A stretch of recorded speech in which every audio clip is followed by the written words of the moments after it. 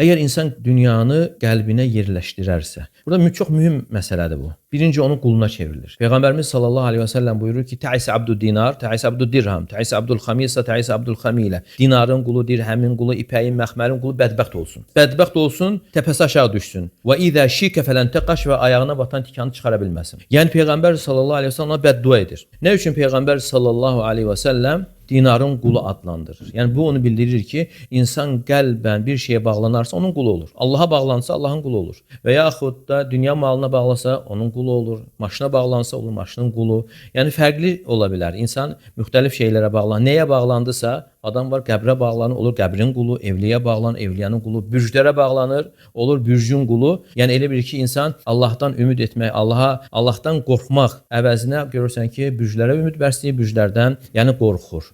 O demək deyil, müsəlman kasıb olur. Müsəlman da zəngin ola bilər. Amma harda olmalıdır? O insanın, dünya malı insanın əlində olmalıdır. Yəni nə vaxt ki, qəlbinə girdi, birincisi insan onun nökəri olur.